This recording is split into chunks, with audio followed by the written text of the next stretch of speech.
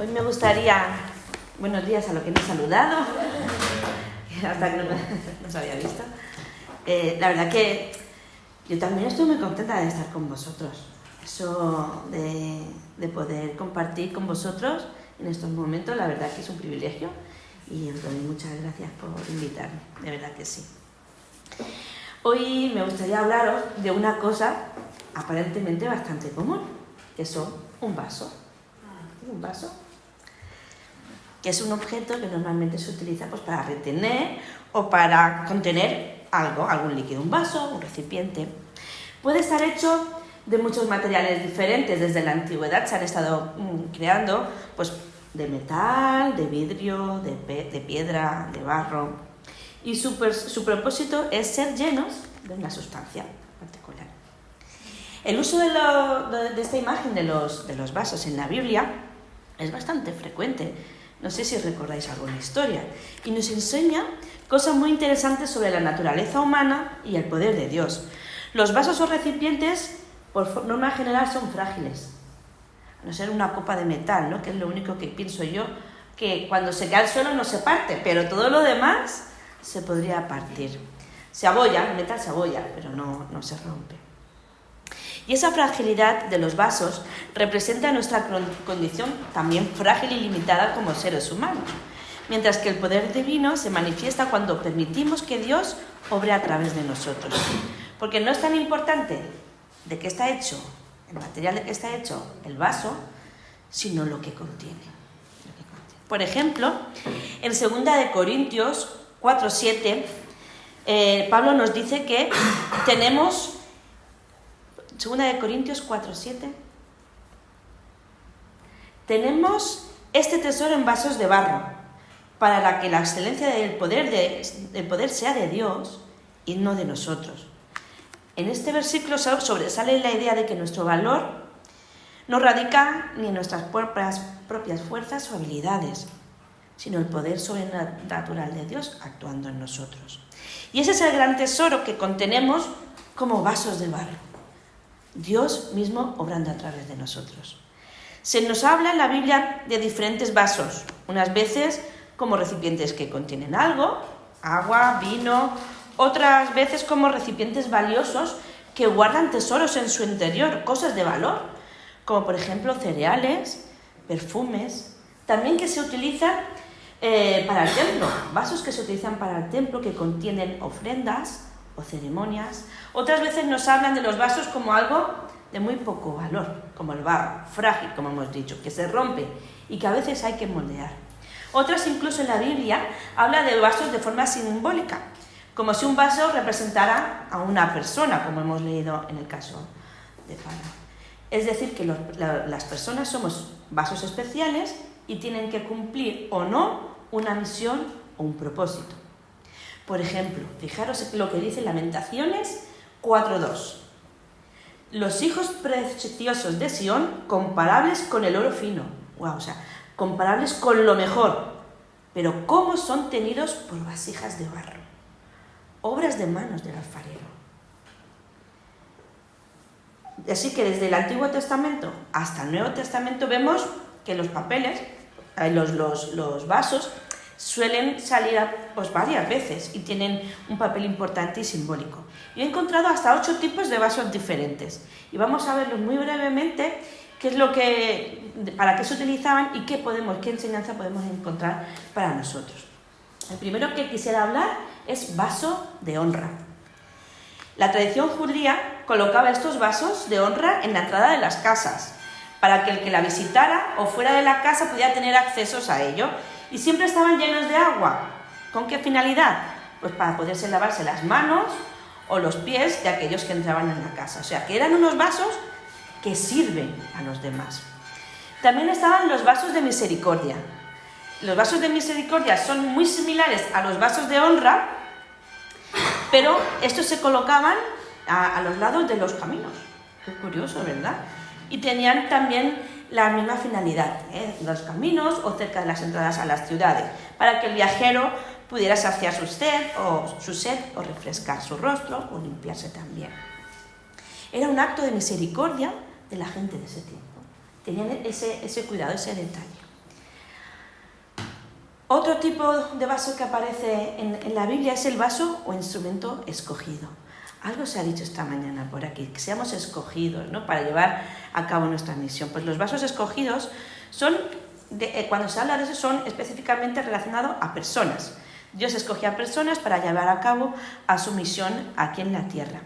Por ejemplo, no sé si os acordaréis de la historia que sale en Hechos 9, cuando es el momento en el que Pablo se encuentra con Jesús, se queda ciego, y Ananías recibe en oración que tiene que ir a ver a Pablo. Entonces él cuestiona, Pablo, el asesino de los cristianos, el que nos persigue, nos quiere matar y quiere acabar contigo y con todo. Sí. ¿Y qué le dice que es? Instrumento escogido me es este. O sea, literalmente quiere decir vaso escogido me es este. Qué bonito, ¿verdad? Pensar en el tipo de personas que escoge el Señor para llevar a cabo su plan, ¿verdad? A mí eso lo pensaba y digo, guau, qué guay que el Señor cuente con cada uno de nosotros, porque en cierto modo nosotros somos vasos escogidos para predicar el Evangelio. Otro tipo de vasos. No siempre los vasos cumplen la función que tienen que cumplir. El diseño está como distorsionado. En este caso aparecen los vasos de deshonra. El deseo del Señor es que todos seamos vasos de honra, vasos que sirvamos, o vasos escogidos, pero a veces no es así, ¿no? Él quiere, como buen alfarero, moldear para ello, para nuestro contenido, para que nuestro contenido, lo que rellene nuestro vaso, sea Dios, sea su amor, su paz, su palabra, su justicia, su evangelio. Y el problema surge cuando estos vasos, a veces, por lo que sea, se agrietan, se rompen y dejan de contener o empieza a escaparse lo que hay dentro, ¿no? Vamos a ir esta mañana al texto que se encuentra en 2 de Timoteo 2, a partir del versículo 19 vamos a leer. 2 de Timoteo 2, versículo 19. Porque aquí encontramos unas ideas o unas sugerencias de cómo ser esos vasos para honra y no para deshonra. Vasos útiles, vasos de misericordia, como leíamos al principio. Dice así la palabra: no obstante, el sólido fundamento de Dios permanece firme, teniendo este sello: el Señor conoce a los que son suyos, y que se aparte de la iniquidad todo aquel que mencione el nombre del Señor. Ahora bien, en una casa grande no solamente hay vasos de oro y de plata, sino también de madera y de barro, y unos son para honra y otros para deshonra. Por tanto, si alguien se limpia de estas cosas, será un vaso para honra, santificado, útil para el Señor, preparado para toda buena obra. Huye, pues, de las pasiones juveniles y sigue a la justicia, la fe, el amor, la paz, con los que invocan el nombre del Señor, con un corazón puro. Pero rechaza los razonamientos necios e ignorantes, sabiendo que producen rencillas. Hasta aquí vamos a leer, 19 al 23. No todos los vasos, a veces nos comportamos como vasos de honra, sino a veces también como vasos de deshonra. ¿Y qué nos dice estos versículos, estos pocos versículos que hemos leído acerca de eso? Porque versículo 19 o versículo 22 dice así: apártate de la iniquidad, apártate de hacer lo malo, límpiate, quita de ti lo que no es bueno, quítalo. En el versículo 22, huye de las pasiones juveniles. Aunque yo creo que, aunque pone aquí pasiones juveniles, este apóstrofe tendría que acompañarnos en todas las épocas de nuestra vida. Huye, ¿a qué se refiere cuando dice huye de las pasiones juveniles? ¿De qué tenemos que huir? Además dice, huye, vete, corre. Pues ¿qué puede ser? Pues según el texto, pues podemos, o pensando, ¿no? ¿Qué son estos? La impaciencia, pensando en una persona más joven, ¿no? Aunque yo también a veces soy impaciente, ¿no? La impaciencia, o por ejemplo la violencia, tendencia a discutir por todo, la indiferencia, el afán de las modas, de tener cosas nuevas, la mejor marca, el mejor móvil, el mejor de todo, ambiciones egoístas, el orgullo, impulsos caprichosos, deseos sexuales. ¿Qué quieres ser tú? ¿Un vaso útil? ¿Un vaso para honra? Pues aunque huir es de cobarde, en esta ocasión, huir es de valientes. Huir es de valientes. Huye del placer sin medida. Encontramos a nuestro alrededor infinidad de placeres, algunos son buenos, por supuesto, pero muchos están disfrazados de ser buenos, de ser agradables, de que nos van a producir la felicidad, pero o hacen todo lo contrario, nos apartan del Señor y provocan en nosotros muchas veces que seamos vasos para deshonra. Huye del poder, del deseo de ser el mejor, el superior, el sentirte por encima de los demás, del orgullo, de la envidia. Huye de eso.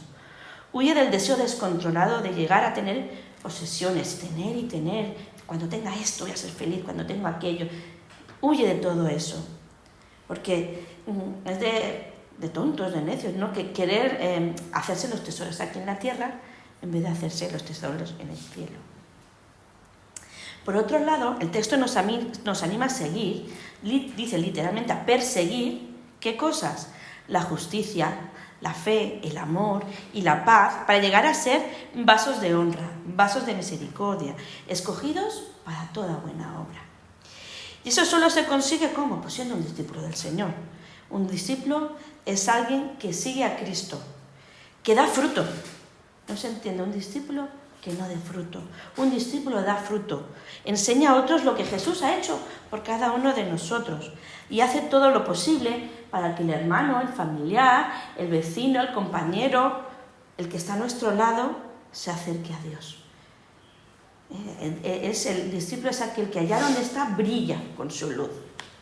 Debemos enfocarnos entonces en seguir a Dios a través de la justicia, siendo honestos, hablando la verdad, siendo justos en todas nuestras relaciones y tratando de hacer lo correcto siempre que esté en nuestras manos. La fe es creer en Dios, creer a Dios y en su plan para nosotros. Nos invita a perseguir el amor de Dios hacia Dios y hacia el prójimo y hacia el enemigo, que este siempre es el más complicado. Y por último, sigue la paz, esa paz que solo Cristo nos puede dar. También aparecen en la Biblia los vasos de ira. ¡Wow! Vasos de ira. Los vasos de ira y los vasos de deshonra que decíamos anterior están muy relacionados.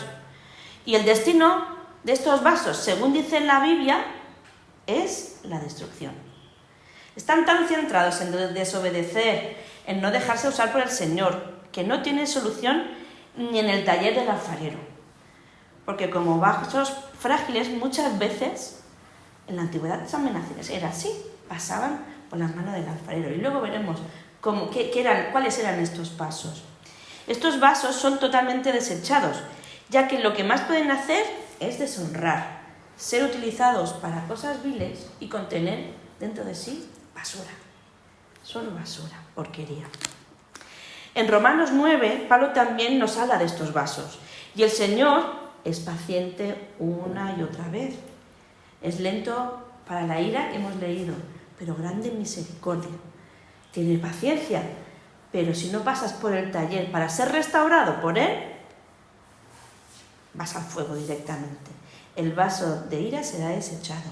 Esto lo podemos encontrar en Romanos 9, los versículos 22 y 23. Si no pasas por el fuego, el vaso será desechado. Pablo describe el deseo de tener a los seres humanos como vasos de honra, que son vasos para su misericordia, preparados para su gloria. Dios creó al hombre así, con ese propósito, para que pudiera contenerle a él, a fin de ser un vaso de honra. Él nos concede el privilegio de ser vasos frágiles, para mostrar nuestra total dependencia hacia Él, su gloria, y poder mostrar su gloria, su amor, su poder, su espíritu. Y así llegamos a ser vasos para su gloria. Y somos de barro por eso, para contrastar su grandeza y no nosotros que somos nada. Es Él siempre el que tiene que brillar. Nosotros no podemos hacer nada para contenerle. Si Él no nos deja contenerle, pues no podemos. No podemos con nuestros propios esfuerzos. Dios nos creó para contenerlo a Él y ser un vaso útil. Hay otro tipo de vaso, los vasos limpios. Se llama así, vasos limpios, así aparece en la Biblia. Y encontramos la referencia. Y si están limpios, quiere decir que antes estaban sucios, ¿no? Si pone ese detalle, ¿no? Limpio, un vaso limpio. ¿Y qué eran estos vasos limpios? Pues eran vasos de honra, pero que por causa del uso estaban desgastados y no podían ser utilizados para los que fueron creados, porque si es un vaso, por ejemplo, para beber, pero tiene un picotito que nos corta, pues ya no se puede utilizar para eso, pero aún así tenía otra utilidad, otra finalidad. Por ejemplo, se usaban para llenarlos de cereales o de cosas y darlo como ofrenda y dejarlos allí en el templo, almacenando pues las cosas que se ofrendaban. Eso sí, al cabo de un tiempo de usar estos vasos limpios, tenían que pasar sí o sí por el taller, por las manos del alfarero, para ser reparados y ser renovados. A mí esta imagen me gusta un montón, porque muchas veces nos desgastamos. Estamos sirviendo al Señor y nos desgastamos. Pero aún así seguimos siendo vasos útiles para Él. Y es más, podemos estar en sus manos para que Él nos arregle y podamos ser otra vez útiles para Él. Hay también los vasos quebrados. ¡Wow! Tanto el limpio, que aparentemente es bueno, y el quebrado es como... Pero un vaso quebrado... Hay dos historias en la Biblia que utilizan la idea de vaso quebrado o recipiente quebrado para llevar a cabo el propósito de Dios. ¿Os acordáis de la historia de Gedeón? ¿Con qué cosa pudieron ganar la batalla? Con las vasijas rotas. Y una vez más, en una ocasión, con un bote, un recipiente, una vasija, un vaso de perfume, se rompió para darle honra al Señor. Hasta los vasos quebrados pueden ser útiles para el propósito de Dios. ¿Y qué pasos son esos que mencionaba antes? Esto es con lo que trabajaba el alfarero antiguamente. Los pasos que, una vez que le llegaba el vaso limpio o el vaso quebrado, un vaso que estaba estropeado, ¿qué es lo que hacía? Lo primero que hacía el alfarero es limpieza. No podía quedar ningún tipo de resto de lo que contenía anteriormente. Iba a ser un vaso nuevo, iba a ser restaurado, y lo primero que tenían que hacer era limpiar, quitar todo resto de impureza o de material que había quedado allí. De cierto modo, también nosotros, ¿no? Nos quitamos de todos para poder ser llenos de Dios. Después de la limpieza, el alfarero lijaba. Como a veces había roto y quedaba alguna, pues pasaba la lijita, quitando las asperezas y las impurezas que habían quedado pues, tras romperse o tras el uso. Y de la misma manera nosotros también necesitamos ser lijados de aquellas cosas que arañan a los demás, que puedan llegar a hacerle daño, para otra vez poder brillar de nuevo. Y luego, pues la reconstrucción. Normalmente, ¿por dónde se rompían? Pues quizá por el asa, o se desgastaba por la boca. Entonces, pues el alfarero restauraba lo que estaba estropeado. Si no tenía orejas o asas, pues se lo ponía, o la boca estaba rota, pues ponía el pedazo. Y el alfarero iba poniendo lo que iba faltando. Lo curioso es que a veces lo que utilizaba para unir era la sangre de la sanguijuela,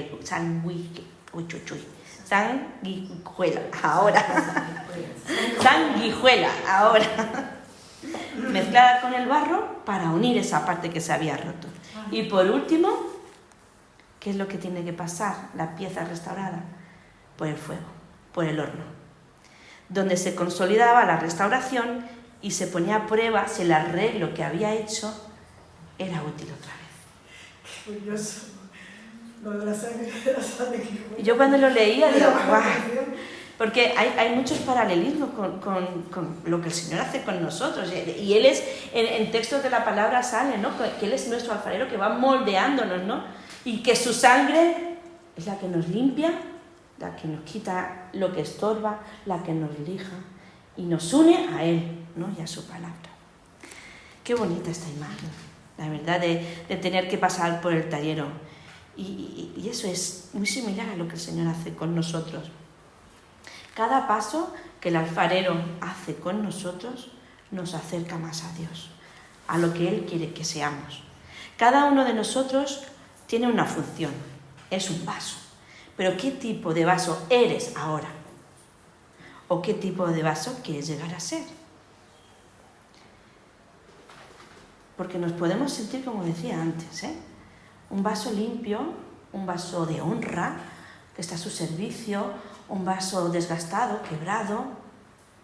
Espero que no os sintáis ninguno como un vaso de deshonra, pero aún y así, si fuera así, nada, pasamos por las manos del alfarero, por el taller, para que restaure en nosotros cada uno de lo que nos hace falta, ¿no? Un vaso, yo quiero ser un vaso, una herramienta útil en sus manos, un vaso escogido para servirle, para vivir una vida consagrada y estar dispuesta a ser usada por Dios. Quiero ser un vaso de honra, como el vaso de perfume de alabastro que la mujer derramó a los pies de Jesús, demostrando su amor y su gratitud por haberle restaurado. Un vaso de barro que representa nuestra fragilidad y debilidad y que nos recuerda que la verdadera excelencia y el poder proviene de Dios. Nada podemos hacer y es necesario estar unidos a Él para que eso sea posible. El vaso de barro nos invita a reconocer esa dependencia con Dios y confiar en que Él nos va a dar de su fortaleza y nos va a guiar en nuestras vidas. ¿Eres un vaso limpio dedicado a dar lo mejor, dedicado a darle ofrenda a Dios? ¡Qué bonito! O un vaso de honra que utiliza a Dios para llevar a cabo su propósito. Un vaso escogido, como en la vida de Pablo. Estos vasos son llamados a ser santos, a huir de las pasiones, del poder, de las posesiones y buscan la voluntad de Dios en todo momento. Vivir como un vaso de honra implica una entrega total a Dios y una disposición a ser constantemente moldeados por el Espíritu Santo. O sea, esa necesidad de constantemente pasar por el taller, porque somos frágiles y tenemos esa capacidad de constantemente alejarnos de ahí y creernos cosas que no somos, ¿no? Necesitamos ser humillados, tallados, lijados, puesto a prueba. Es un llamado a ser diferente, a reflejar el carácter de Cristo y a ser instrumentos de bendición para los demás. Y al hacerlo, nos convertimos en instrumentos de bendición y testimonio viviente de su amor y de su gracia. Me ha encantado la canción que hemos cantado, no la sabía, que dice, mientras tenga aliento, voy a hablar de ti, y si no puedo hablar, con lo que soy, Señor. Qué bonito.